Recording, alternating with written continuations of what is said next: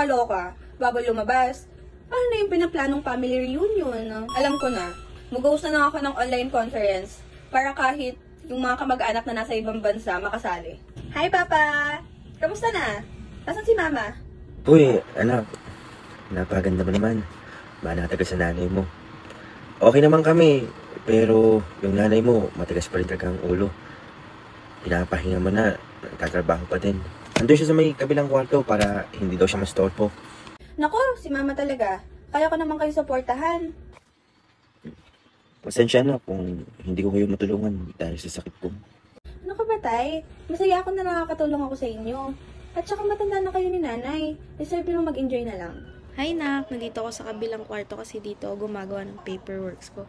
Kamusta ka na? Dalagang-dalaga ka na talaga. Okay lang po ako, Nay. Meron po akong work ngayon. Tumawag po ako ngayon kasi gusto ko pa sanang mag-host ng online family reunion.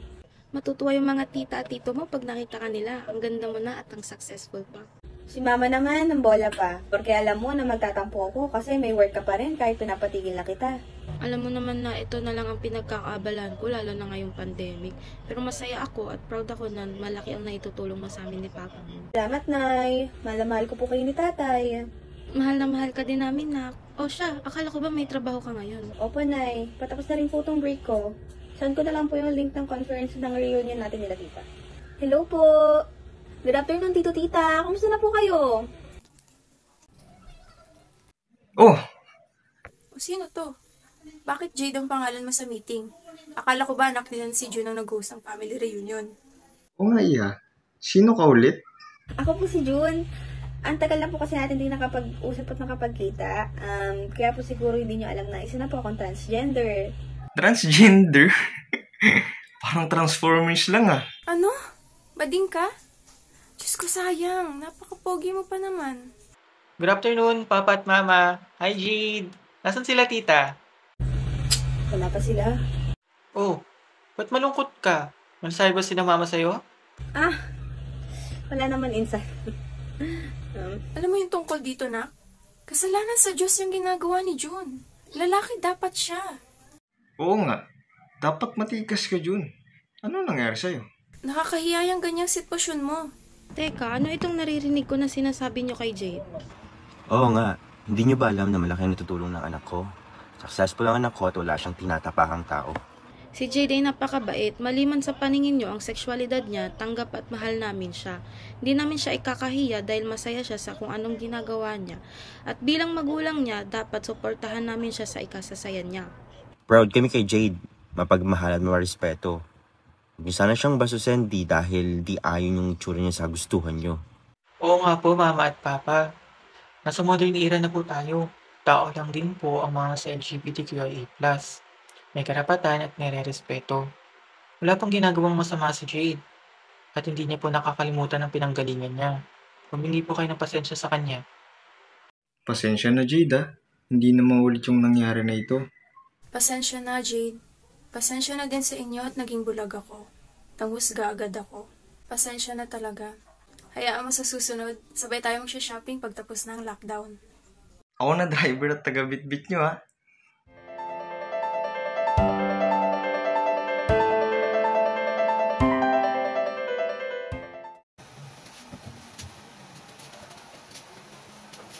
Hay buhay! Gusto ko na magpahinga.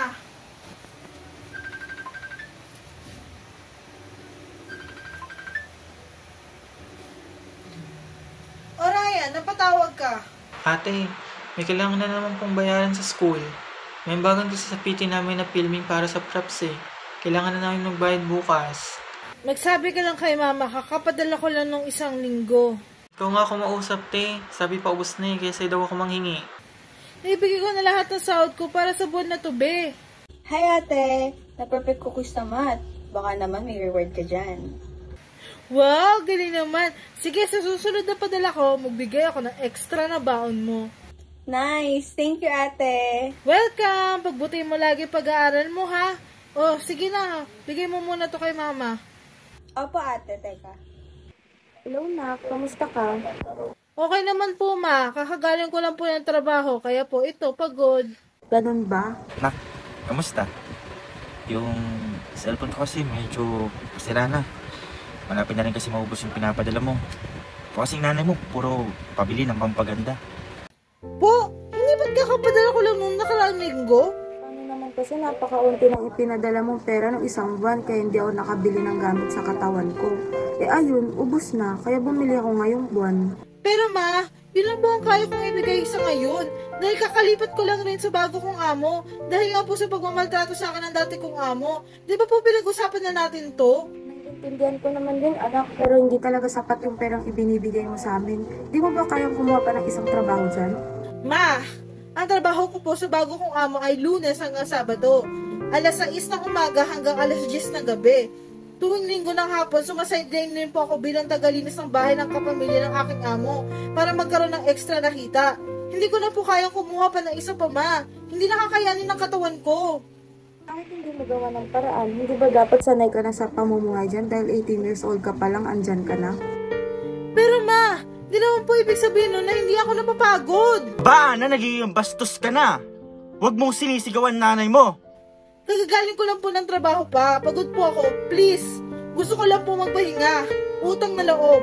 Huwag po itong isumbat nyo sa akin. Naman kasi anak, hindi sapat yung pinapadala mo.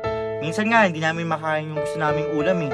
Hindi po ba ang importante ay minakakain po kayo? Manihain pong pagkain sa hapagkainan nyo? Eh di ano pa pala ng silbi nandiyan ka sa Hong Kong? Kung ganito rin pala pagiging pamumuhay natin dito sa Pinas. Wala po kayo alam sa pinagdadaanan ko dito. Wala. Sa tingin niyo po ba madali ang pamumuhay ko dito? Araw-gabi trabaho, gigising trabaho ulit.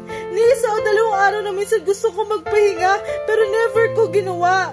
Dahil ayoko mabawasan sweldo ko kasi alam ko po na kailangan nyo ng sapat na pera para dyan sa bahay at para may pangbaon mga kapatid ko sa school nila. Anak? Pag-intindi at utang na loob!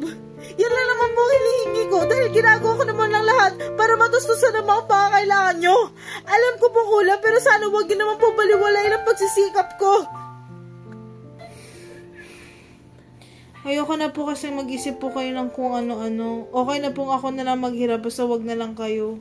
Ano, dahil ba ito sa maging sagutan natin dati? Patawarin mo kami ng tatay mo sa mga masasakit na salitang nasabi namin sa'yo. Patawarin mo kami anak at hindi man lang namin inintindi ang sitwasyon mo. Okay lang po, Nay. Matagal ko na po kayo napatawad. Hindi ko naman po kayo kayang tiisin eh. At saka, naintindihan ko naman po kung saan kayo nanggagaling. Tensya anak, kung naging makasali kami ng nanay mo. At naging close-minded sa mga nangyayari sa'yo dyan. Kaya mo, pag uwi mo, babawi kami sa'yo. Sorry anak. Wala po yun, Tay. Okay lang po. Salamat po dahil inawin niyo pa rin po ang pagkakamali niyo. Bumalik ka na lang kaya dito sa Pilipinas anak. Sa bagay, narinig naman namin na lumalago na yung business mo. At yung negosyo mo. So, para saan pa para magpunta ka dyan at magstay ka dyan sa Hong Kong? Kung may negosyo naman nag-aantay sa'yo dito sa Pilipinas. Next month po tayo. Total patapos na rin naman na po kontrata ko sa amo ko. Talaga ate? OMG! Gusto kong pasalubong ha, yung incheck na naka-glasses. Charits! Bahala ka nga dyan. Joke lang, te. Ano talaga? Gusto ko po ng bag, yung medyo kikay, cause you know me naman. Thank you, ate. Love you. Mwah. Ate, yung headphones ko ha. Yung sinasabi ko si dati pa. Tas multi-source. Thank you! Oo, bibilhin ko yun bago ako umuwi. Sige na, may pasok na ako maya-maya. Mag-iingat kayo lagi dyan ha. At ubutihin lagi ang pag-aaral. Kung hindi, di ko bibilhin mga pasulubong nyo. Opo ate. Small thing naman ate. Pakayabang talaga. Sige na, bye na Naitay. Una na po ako. Mag-aayos pa po ako para sa trabaho. Mag-iingat ka dyan ha. Mahal na mahal ka namin. Pasensya na ulit ha. Opo, Nay. Okay lang po. I love you po. I love you rin po, Tay. I love you, nak. Salamat na marami.